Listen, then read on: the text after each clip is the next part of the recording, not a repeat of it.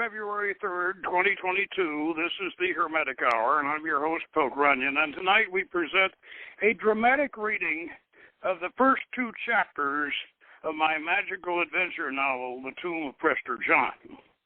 This is the second broadcast of the novel, presenting the second chapter, but also a rewritten version of Chapter 1. So, if you missed the first broadcast, you will still be caught up with the story.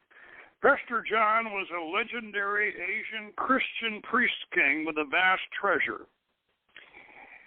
After he died, letters from him were sent to European leaders during the Crusades, which Doc Roland and his beautiful lady archaeologist partner think is a code leading to his tomb and the treasure. But their quest is imperiled by terrorists and traitors within their own sponsoring organization. The Tomb of Prester John is a combination of Indiana Jones and James Bond. So if you like romantic adventure with an occult twist, tune in and enjoy high adventure. And this is a rewrite of the first abstract. We'll feature a dramatic reading of the first two chapters of The Tomb of Prester John, a new magical adventure novel by Hermetic Hour host Poke Runyon. The protagonist of the story is the same Indiana Jones-ish anthropologist that Poke created and portrayed in his film Beyond Lemuria, where we saw Doc Roland exploring the ruined city of Don Madol. In this new adventure, Roland and his beautiful belly-dancing lady archaeologist, Sophie Iskandar, go in search of the fabulous tomb of the legendary medieval priest king Prester John. They have a 12th century letter written by Prester John to the Emperor Frederick Barbarossa, and an antique magic lantern to decode the script. They know the tomb is located somewhere in eastern Turkey, but Sophie must evoke the prophetess Jezebel in a full moon ritual dance. Throughout their adventure, they are stalked by Sophie's former lover, Khalil Ibn Iblis, a terrorist who believes he is the true reincarnation of Hassan Saba and has revived Saba's medieval cult of the assassins. As this progresses, we will hear it chapter by chapter on the Hermetic Hour. So if you want to get in at the beginning, stay tuned and get ready for high adventure. So this is Chapter 1, The Tomb of Prester John, a Doc Roland adventure. Chapter 1, The Lamp of Truth. Professor Marion Doc Roland waited until he returned home to open the package that had been delivered to his office at the UCF campus that afternoon. It had been forwarded to him from the United States Consulate in Beirut, Lebanon. Sent by a lady archaeologist, a colleague he was working with on a research project. She had mailed it through the U.S. consulate for diplomatic immunity to avoid Lebanese customs. She could do this thanks to MIFTech, the CIA think tank that Doc Roland and Professor Sophia Iskandar of the American University in Beirut both belong to.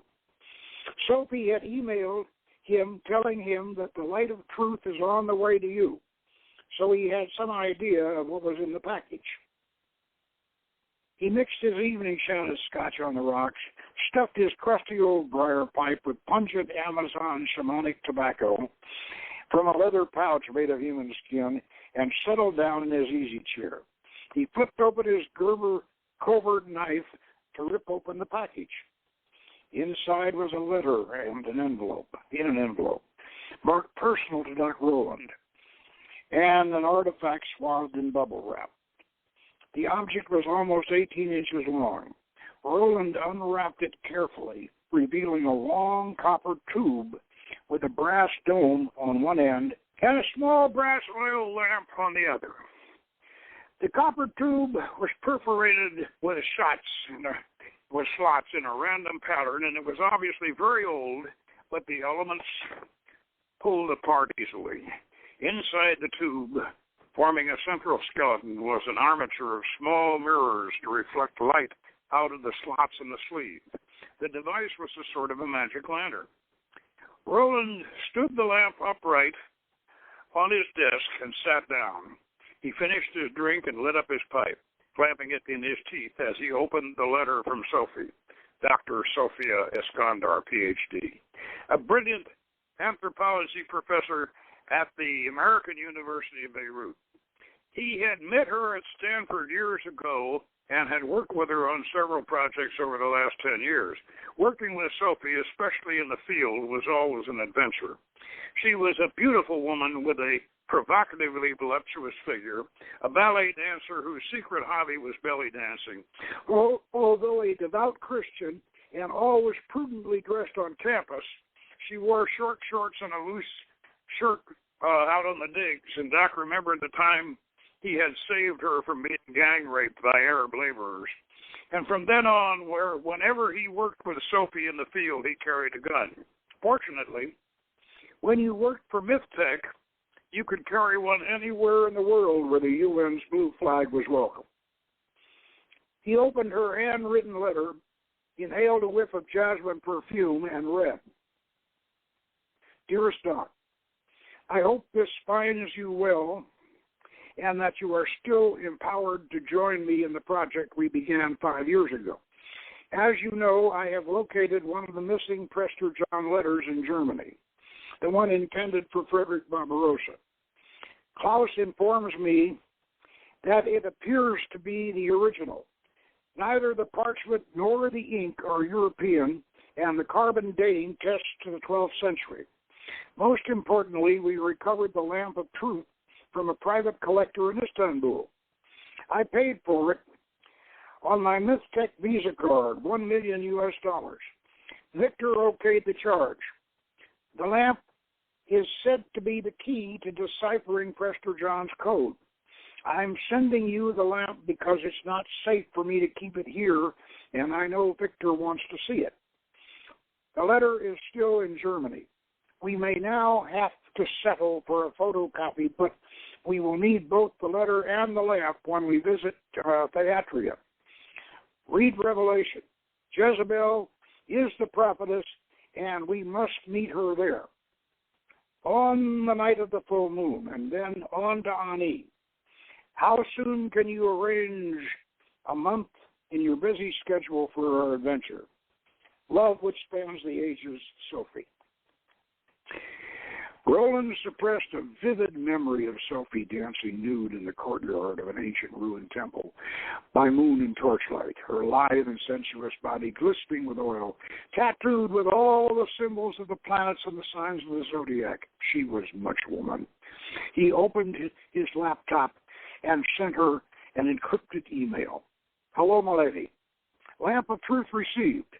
I will show it to MT as soon as I can arrange a sit-down with them on the PJ project. Be patient. PJ has run into political problems, like everything else over here. Prester John is politically incorrect.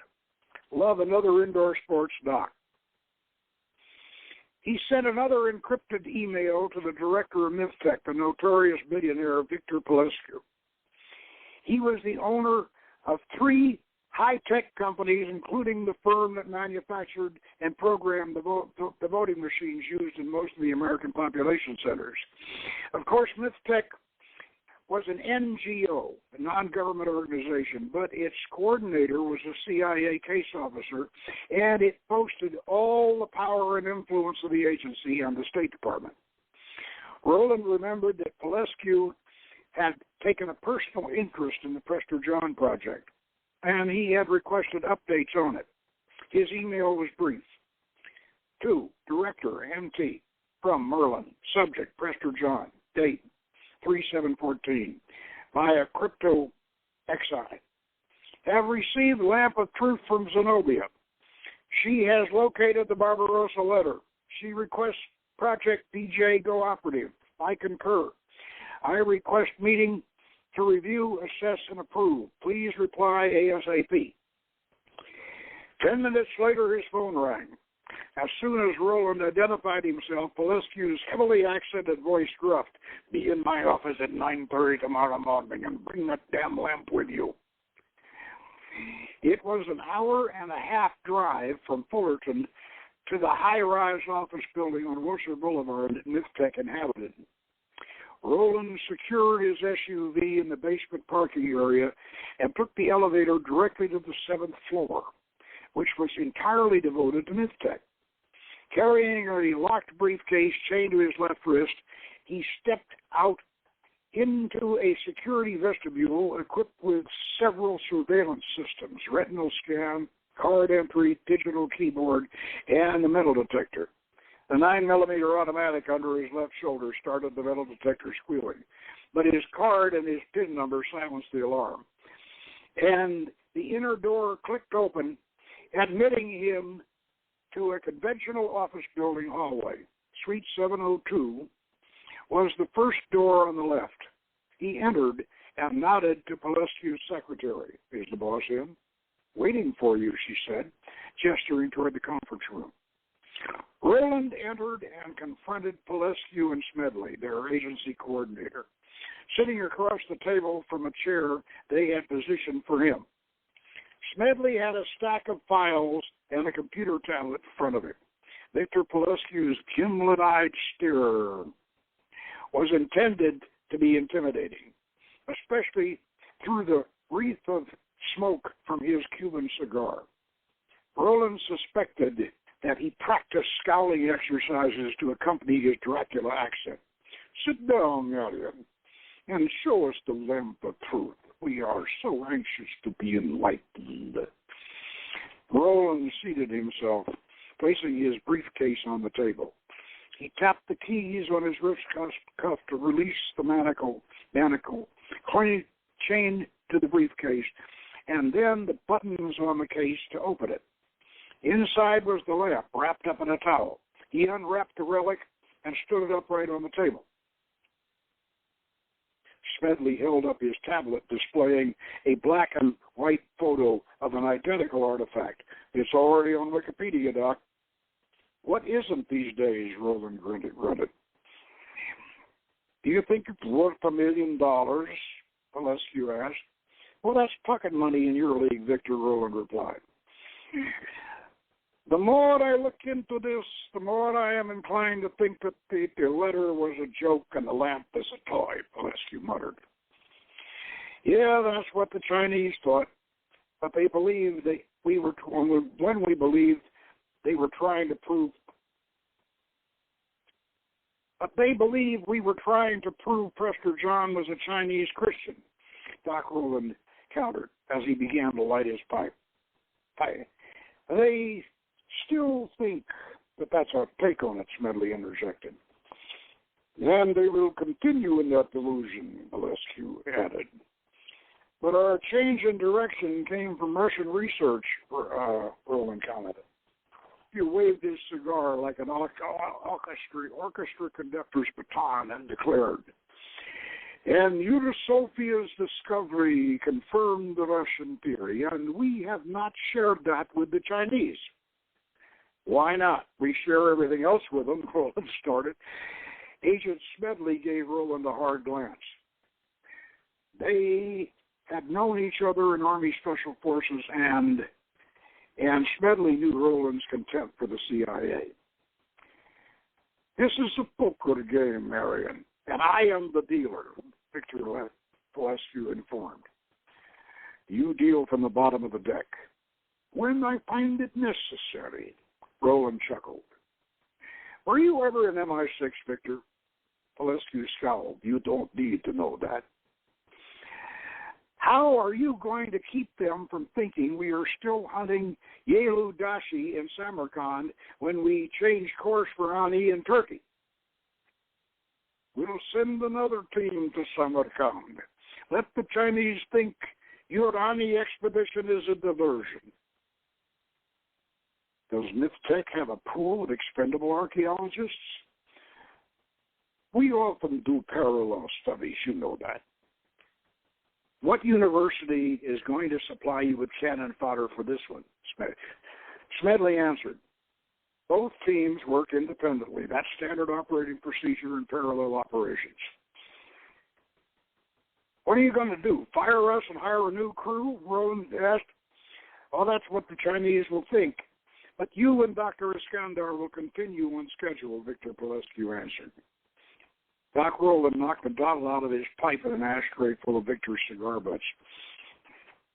Why go to all this trouble? Why not tell the Chinese we've given up on Yelu-Dashi and get them off our backs? Because they still want the treasure if there is one. Regardless of where it is buried, and Yelu-Dashi is a piece in a chess game I'm playing with them, Pelescu explained. They think we have proof that the Khan of Karakatai was a Christian. The Chinese don't like anything that confirms Christianity in the history of Central Asia. And they can reach the tomb first, and if they can reach the tomb first, they can confiscate the treasure and rewrite history. Roland unpacked and unlit packed again and lit his pipe again. He blew a smoke ring and recited, "'Tis all a checkerboard of nights and days, where destiny with men for peace plays. Hither and thither moves and mates and slays, and one by one back in the closet lays." What is the motto of Mystic Marion? Victor Pelescu asked. Controlling the power of belief for world peace, Professor Rowland replied. That is also our primary directive, the director added, which puts the Prester John Project in line with other modern discoveries, such as the Nag Hammadi Library of the Dead Sea Scrolls, which tend to undermine and depower fundamental Judeo-Christian religion, in keeping with our cultural protocols. So we authorized and funded you and Madame Iskandar's project. But unfortunately, your initial direction did not conform with Chinese communist cultural paradigms. So that thus justifies MISTEC terminating the project. Well, officially, yes, but unofficially, you and Dr. Iskandar are still in business. You'll be funded and supplied from a covert source.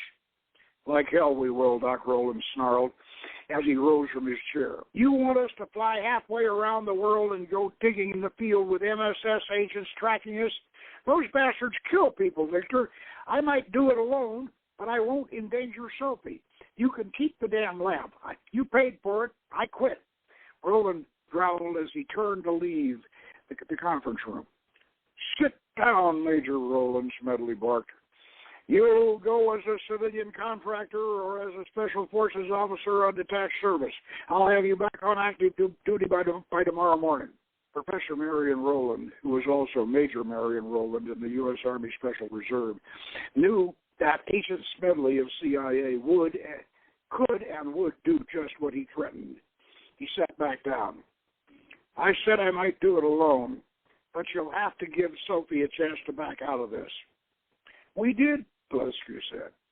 She knows about the Chinese objections and our formal project cancellation, but she's still willing, even anxious, to proceed.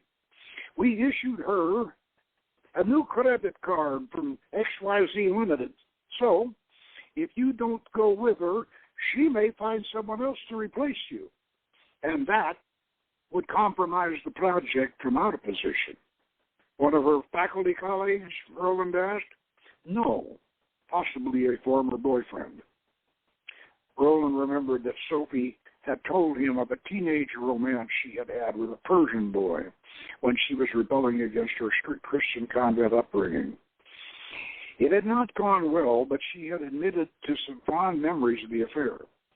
Smedley slid a mugshot photo of a man across the table. The man was 30-ish, bearded, with a piercing gaze and a wicked scar bisecting his face from the left temple to the right cheekbone. He looks dangerous, Rowland observed. Smedley slid another photo across the table, showing the same man decapitating a live victim with a saw-bladed hunting knife. Who is he, Rowland asked.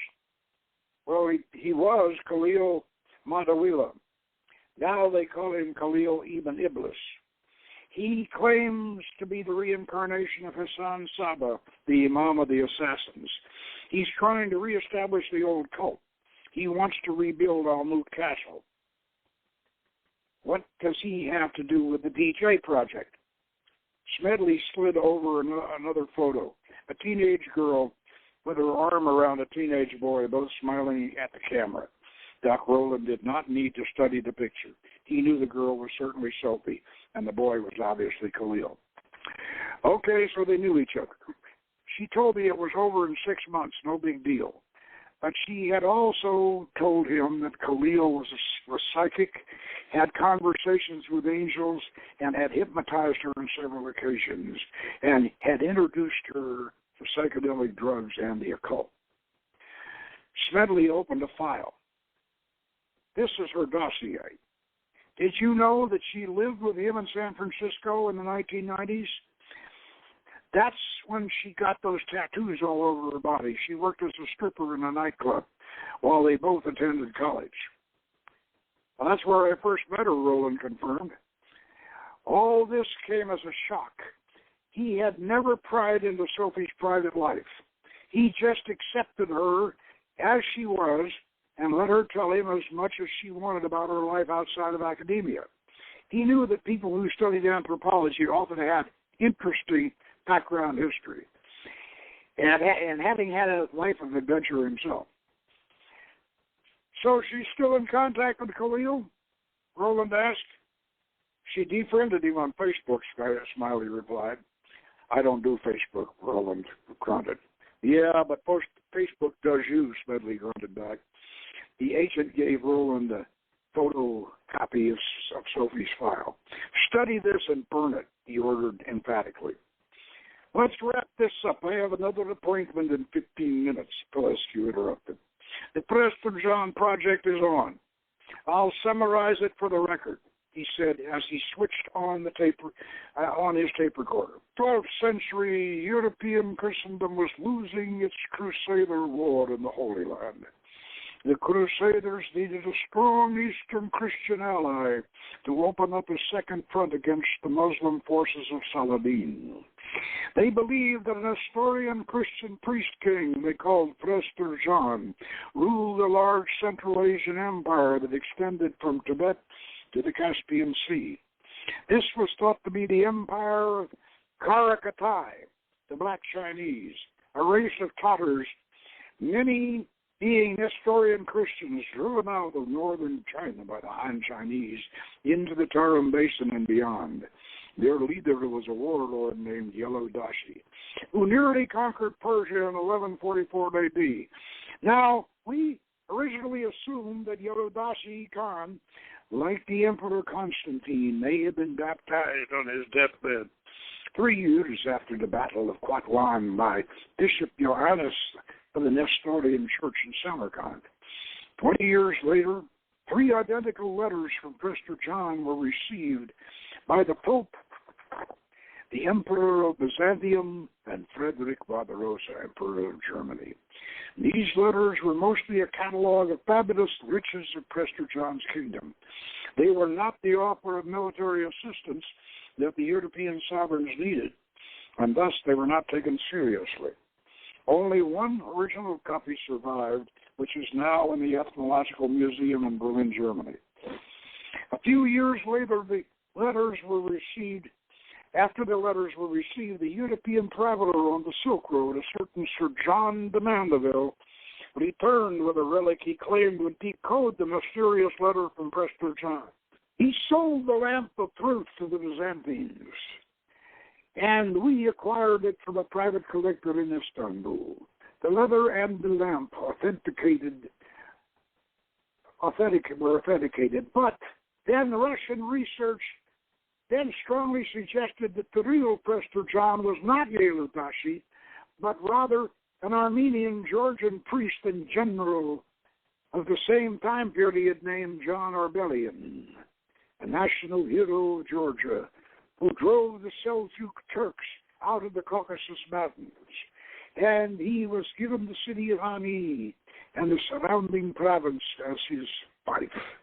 Ani and its environs, the ancient kingdom of Colchis, land of the Golden Fleece, are presently within the borders of Turkey, near the Georgian border. And the treasure of the Golden Fleece is referred to in the letter from Prester John. Georgia has rewritten its history to disinclude John Arbelian, so the nation of Georgia forfeits all claim to the treasure. Agent Smedley interrupted. The Arbelian family are United States citizens residing in the state of Georgia, ironically. They would have claim. Pelescu gave Smedley a daggerish look.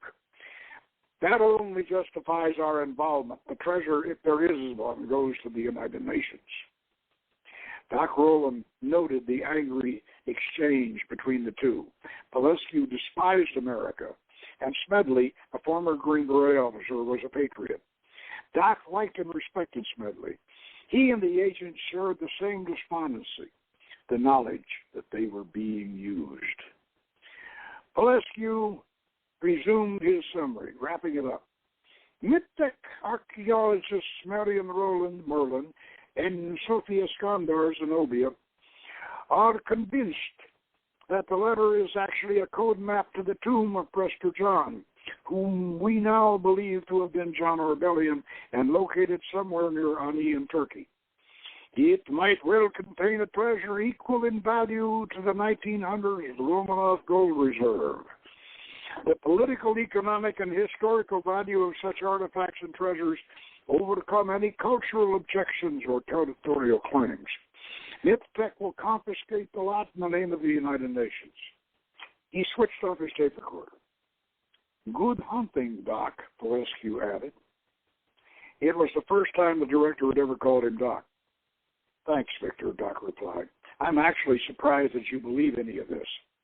I don't. John de Mandeville was a Baron Munchausen. This operation is what you call a long shot, a very expensive long shot. However, if de Mandeville's wild tale is true and the wrong people find that treasure, it may upset a long-range plan to reform the world's financial and economic system. Now be on your way and don't forget your lamp. Smedley placed a Kevlar ammo pouch on the table. And you may also need this, he said. Doc Rowland ripped open the Velcro flap on the ammo pouch. The pouch contained a threaded pistol barrel, an 8-inch long suppressor tube, and a 15-round box of subsonic 9mm cartridges. You're still carrying that Browning eye power, Smedley asked. Rowland nodded. Silence is golden, the CIA agent observed. Well, let's hope so, Doc Rowland replied, as he wrapped up the lamp of truth and placed it alongside the Kevlar ammo pouch in his briefcase. He nodded to Victor, gave a brief salute to Smedley, and made his exit. Chapter 2. Sophie tells her story. Things were moving quickly, too quickly to suit Rowland. Sophie was pushing it from her end, and Niptech was pushing him. He stayed up past midnight studying her dossier and cross-referencing the details on the Internet. She had an impressive secret history. She had eloped from Lebanon to California with Khalil in 1987. Both were exchange students from AUB, that's American University Beirut, to California State University Berkeley. They quickly settled into the radical political and drug culture. They joined the Order of the Temple of Baphomet, the Aleister Crowley cult that had been revived in the 1970s. Sophie became their Scarlet Woman, appearing nude in the Gnostic Mass ceremony. She covered her body with astrological tattoos and danced in local strip clubs. There was a photograph of her performing a sex act on stage.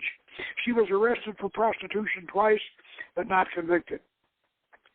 After 3 chapter houses of the OTB, the Order of the Temple of Baphomet in California, were raided by the DEA in 1989, the leadership of OTB, in order to retain its legal status, agreed to ban the use of illegal drugs in all activities.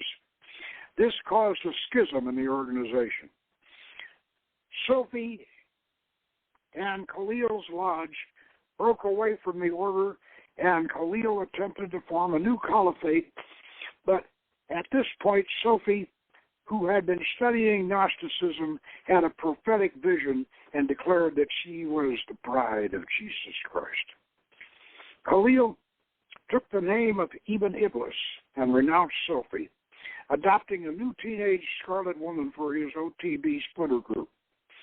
Sophie went on to Stanford for graduate work in anthropology, earning her doctorate in 1995, after which she returned to Lebanon and became an associate professor at the American University of Beirut.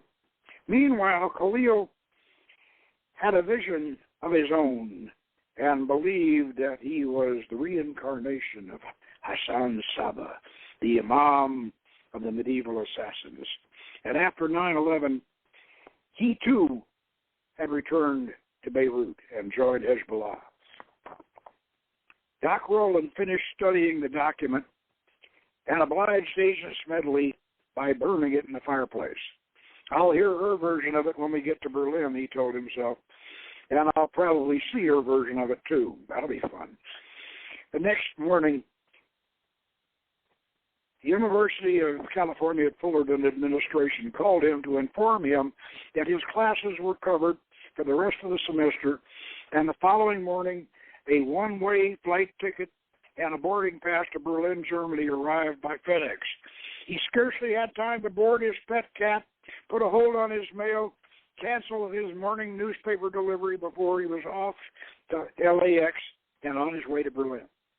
She met him at Brandenburg Airport, and they took her cab to the hotel she had booked for them near the Museum Island and the Ethnological Museum where the Prester John letter was on display. Rowland still carried his briefcase while the bellhop wheeled the handcart with the rest of their luggage into the two connecting suites. Rowland tipped him, and he closed the door going out. Sophie kicked off her high heels and took off her jacket. "Alone at last," she said. "Let's do the hot tub before dinner. It's out on the balcony." Rowland put a finger to his lips for silence. He held up a device that looked like a cell phone. He activated a green power light and began to explore their rooms. "Oh, I did all that before I left for the airport, Doc," Sophie explained. "The rooms are clean." Rowland ignored her and continued scanning. A lot of bugs could have been hidden in the time it had taken her to pick him up at Brandenburg. After what Smedley had revealed to him about her, he even suspected she might have planted some herself. Finally, he declared, "Okay, it's clean. We could talk, and we damn well better talk, lady. You've got some explaining to do." He sat on the bed. Sophie was a tall woman without heels. She could look Doc straight in the eye, and Doc was almost 6 feet tall. She unbuttoned and slipped out of her suit jacket, unzipped her skirt and slid it down over her white silk slip. "Do I get a free show?" Doc asked. "What's that supposed to mean?" she countered. "Well, I've been reading your dossier, sweetheart." "Oh, it's probably phony." "No, it comes with pictures," Doc offered. She lifted the lacy hem of her slip up under her bosom and took a step toward him. The slip was her only undergarment. Her torso displayed the mystic symbols of the planets, tattooed from the moon up to the sun. Doc's nose was 10 inches from 3 phases of the moon. "How about a close-up?" she murmured. "Oh, save it for the hot tub," he muttered back. "I'll call room service for champagne," she offered. They were already in white terry cloth robes when the champagne arrived.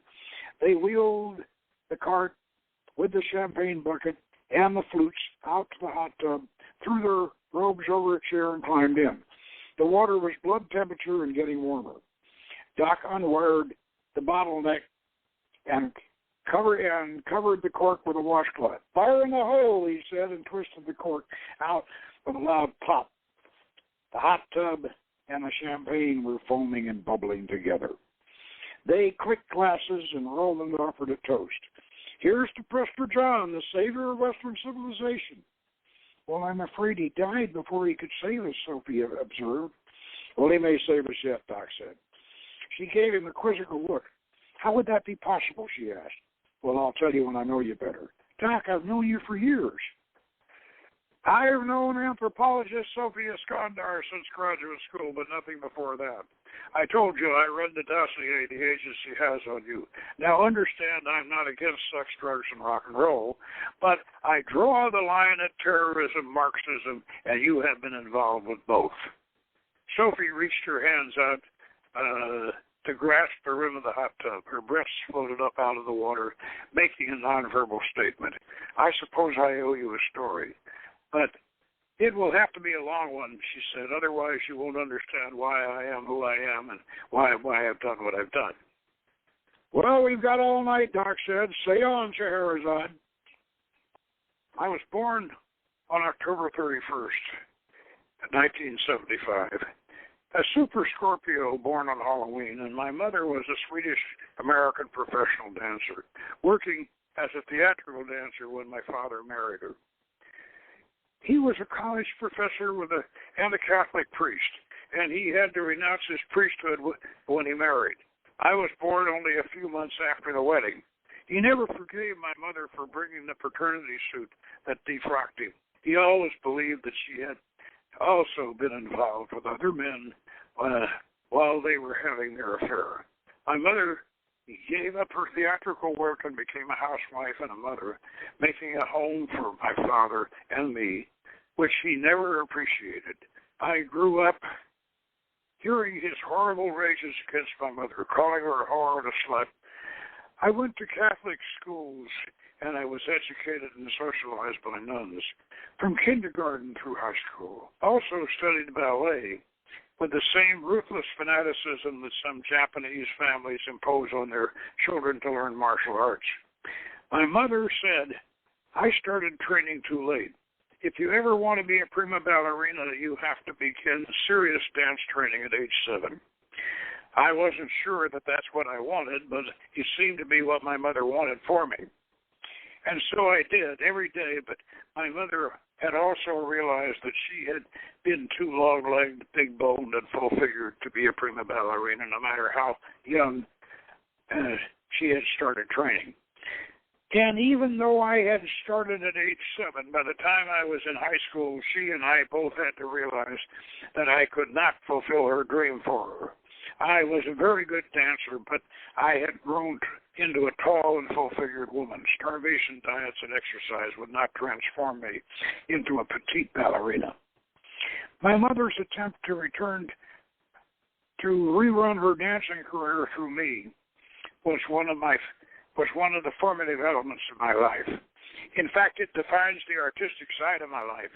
But my father's intellectual obsession defending the Roman Catholic Church against first-century and later medieval Gnostic heresies, which were rising up again and again with new archaeological discoveries in the 20th century, the Nag Hammadi Library especially. Father wanted me to become an academic like he was, a Roman Catholic academic, and he had me reading Hippolytus and Irenaeus and Eusebius and Thomas Aquinas in Latin. His hatred of the Gnostic heresies was centered on a deep-seated belief that women were the source of all evil. He especially despised the Valentinian Gnostic school, which held that men and women were not complete souls until they were united in marriage. Paul Iskandar believed that the 2nd century Valentinians had evolved into the 10th century Cathars and troubadours. He believed that the Holy Grail was an ancient conspiracy against the Church, and that the hideous genocide the Church had launched against the Gnostic Christians in southern France was completely justified. Catharism was a cancer that had to be cut out of the Christian Church. And even though I was studying all this under his tutelage and influence, I was already becoming very critical. How does anyone justify the slaughter of 1 million men, women, and children simply because they refuse to attend your church? I remember saying, Daddy, this is horrible. It's as bad as the Nazi Holocaust. He gave me a strange look and said, I suppose a woman would say that. And then he glanced down at my budding teenage bosom and added, and you are almost a woman. From that moment on, I was very modest around the house. He never actually molested me, but there were some uncomfortable encounters. In 1985, I graduated from high school and left the nuns of St. Mary's to attend the American University at Beirut. That was where I met Khalil. He was the son of a wealthy Persian rug merchant, Yusuf Matawila. His family had moved from Iran to Lebanon and opened a store in Nabatai. And as you know, Shia is the largest Muslim domination in our country and also in Persia. But Khalil was as disenchanted with the prejudices and restrictions of Shia Islam as I was of the awful history and attitudes of the Roman Catholic Church. Khalil was also a ballet student. His mother had been a dancer in the Iranian National Ballet Academy, which had been disbanded after the Islamic Revolution. This was the main reason his family moved to Lebanon. Khalil's mother and my mother soon became friends, but my father would not allow the Matawila family in our house. Khalil was a wonderful dance partner, very handsome, intelligent, and romantic. I was very attracted to him, and I began to think we were soulmates. We did not want to renounce either Islam or Christianity. That would come later. For us, the 1886 Edward Fitzgerald version of Omar Khayyam's Rubaiyat was our prelude to Crowley's Book of the Law. We actually memorized the Rubaiyat. Here with a loaf of bread beneath the bough, a flask of wine, a book of verse, and thou beside me singing in the wilderness. Ah, wilderness is paradise now. Yeah, I memorized it too, Roland said, back when I was a freshman in college. And I tried to seduce co-eds with it. Come, fill the cup, and in the fire of spring, the winter garment of repentance fling. The bird of time has but little way to fly, and lo, the bird is on the wing. She swam up close and slithered against him. It's still magic, she whispered. Later, he said, go on with your story. She pulled away and continued. In 1987, Khalil and I transferred to USC Berkeley on the International Exchange Students Program. Of course, we were both social science majors, he in sociology and myself in anthropology. We quickly settled into the drug and radical political student culture. We discovered and joined Aleister Crowley's Temple of Baphomet, which had been established in California before World War II. This soon consumed more research and study time than our regular classwork. I had the intellectual advantage because I had already studied first-century Gnosticism with my father, and I was predisposed to favor Crowley's rebellious and moral interpretations, at least at that time. Much later, I would discover that Crowley's sex magic was originally Gnostic Christian. I would renounce the Temple of Baphomet and return to Christianity, my own version of Christianity. But before that time, I would certainly be the Scarlet Woman. Most of our extracurricular, intellectual, and social interests and activities centered around the temple, which, although structured on a Masonic model, is more of a church than a magical lodge. And, like a church, its primary ritual is the Mass, or the Eucharist. In Baphomet, they call it the ceremony of the Gnostic Mass.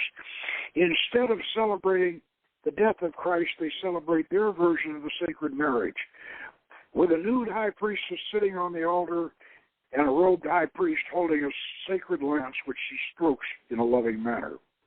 Needless to say, this ceremony was the centerpiece of the Temple of Baphomet, and we, Khalil and I, being dancers, soon became the center of the Gnostic Mass. In our rendition of the ceremony, I sat nude on the altar, and he approached me in a silk robe, and I stroked his natural lance. And they took off our robes and began our dance, accompanied by Ravel's Bolero on the stereo system. Sophie began to hum Bolero as she swam over to Doc again.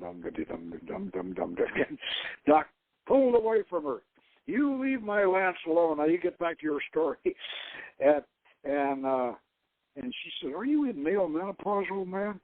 No, I've been practicing Tantra. That's enlightenment before ejaculation. That's not Western, she said. The greatest sin is restriction. Do what thou wilt should be the whole of the law, you replied, and right now my will is to hear your story without any more distractions. Now say on. She pulled back and lifted her bosom out of the bubbles and continued using Scheherazad's connective phrase.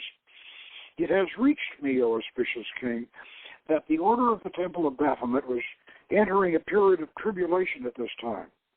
The Sultan, Gary Malarkey, had revived and reconfigured the organization after the tragic death of its modern master rocket scientist Jack Parsons in 1952. Malarkey incorporated the OTB on the same nonprofit platform as Freemasonry. He then encouraged its members to also join regular Freemasonry.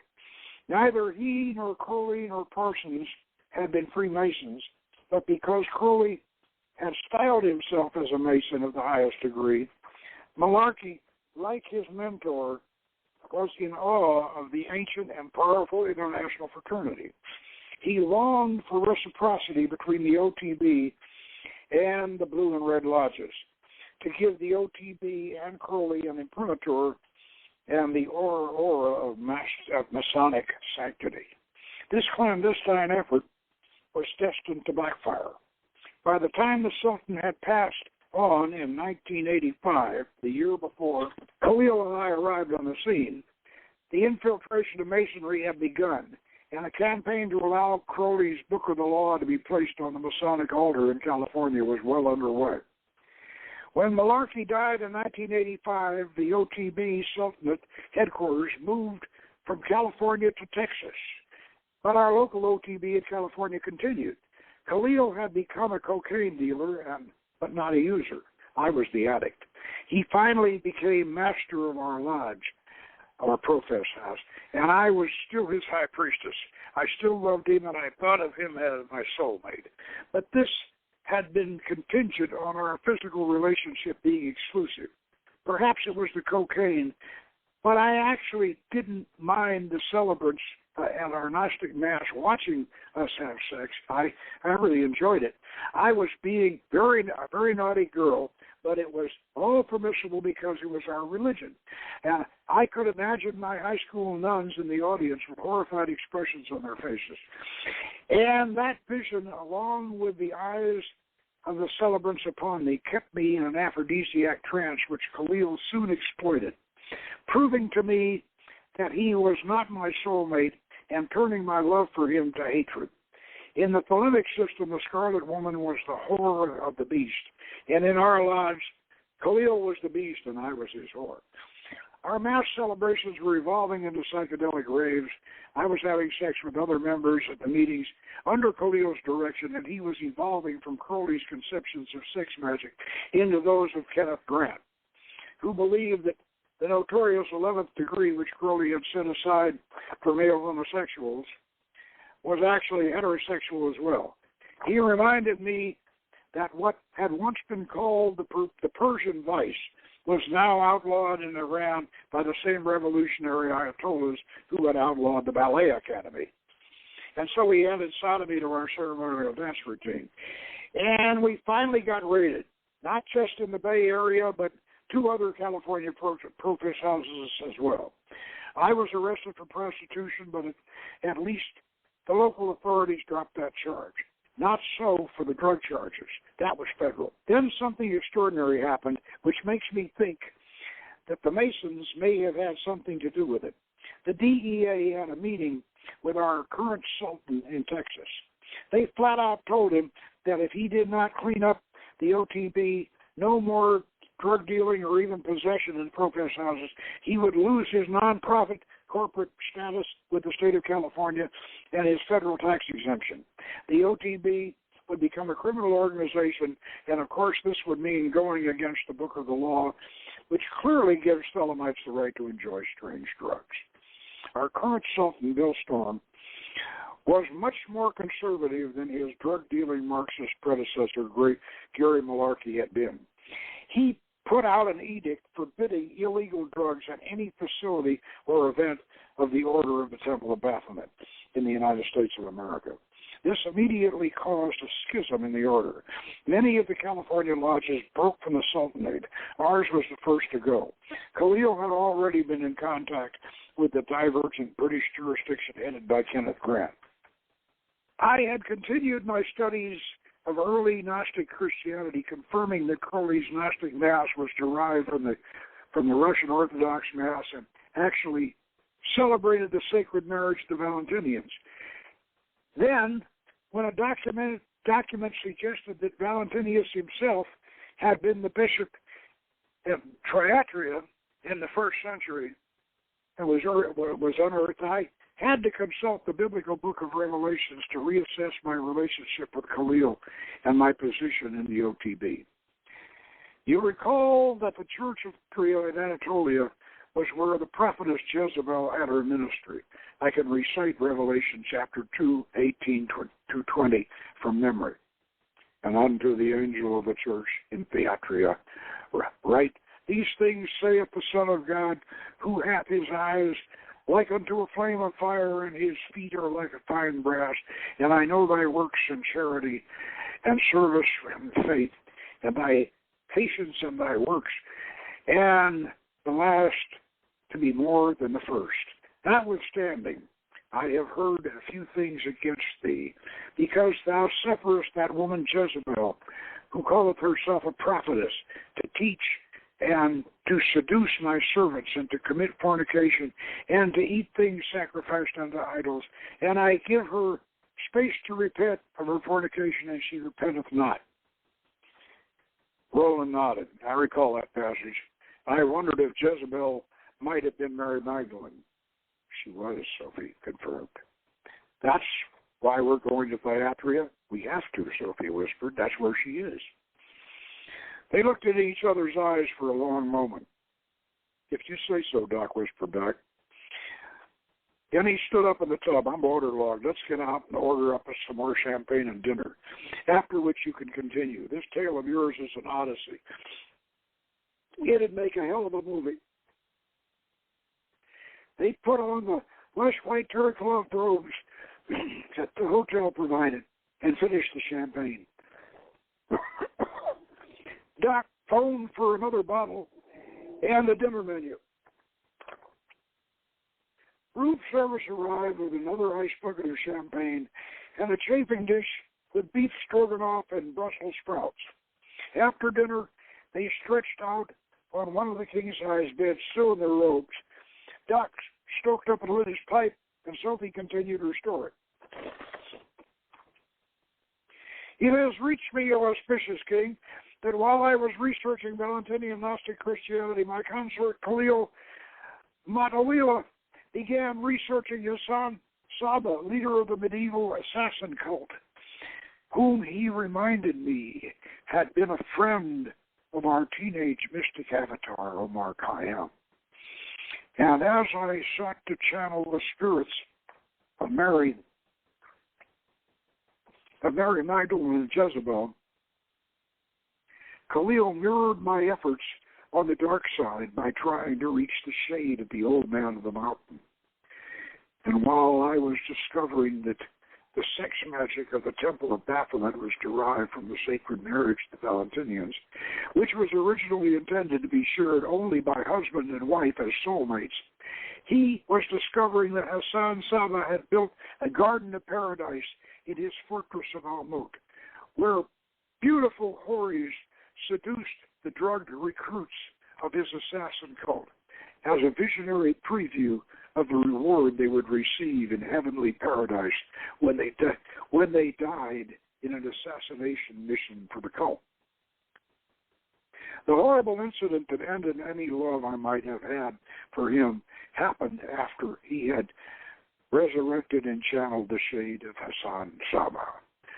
Khalil was the material basis for the evocation, while I remained the personification of Babylon. I was high on cocaine and certainly in a state of sexual arousal.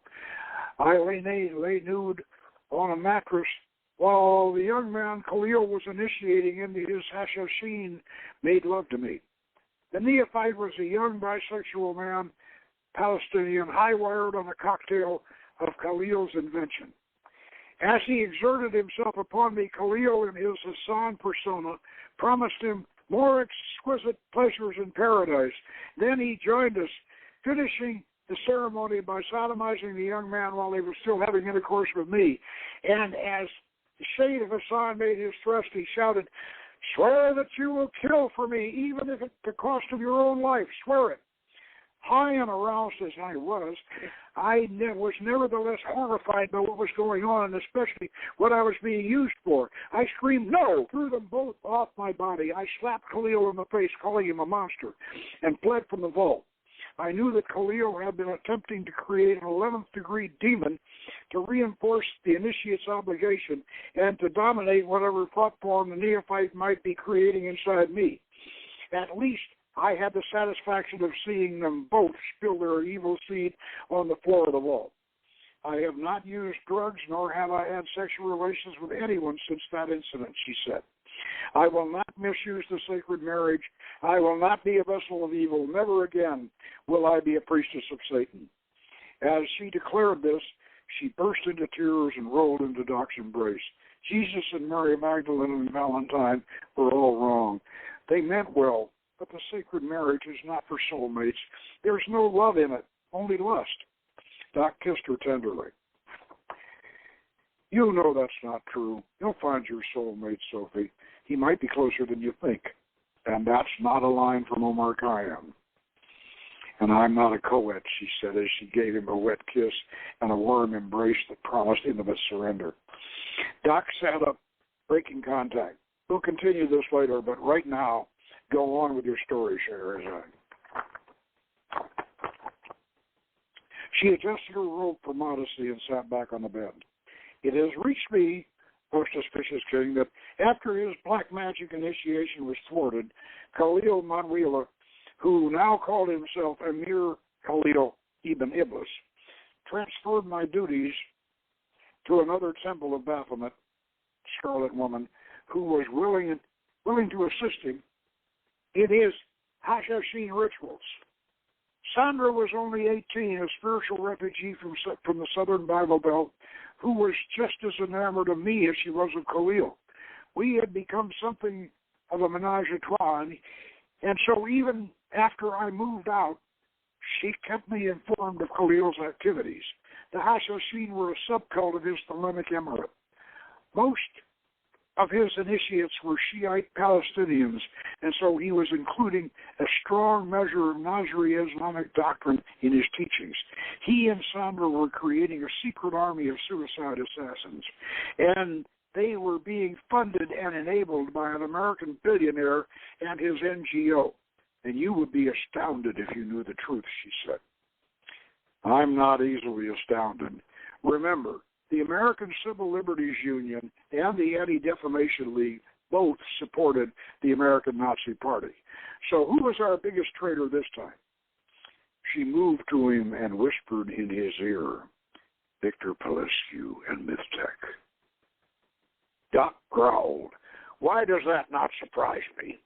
I wonder if Khalil is still on Victor's payroll. Sophie nodded. He is. He called me on my cell phone before we left for Germany, she murmured. We're just about out of time, and chapter 3 is perhaps even more disturbing than chapter 2. It's the story of Victor Pelescu, as told and revealed by Victor Pelescu. And I'm going to debate. Frankly, I'm going to debate whether or not we read this one on the air. We may skip this one and just kind of very lightly summarize it, and then go on to chapter 4 the next time we start. That a lot of, as you can imagine, there's a lot of truth. There's a lot of truth behind this, and names have been changed not to protect the innocent. But anyway, I hope you all enjoyed it, and you know, we're revealing a lot of very interesting magical information and all in novel form, in fiction form.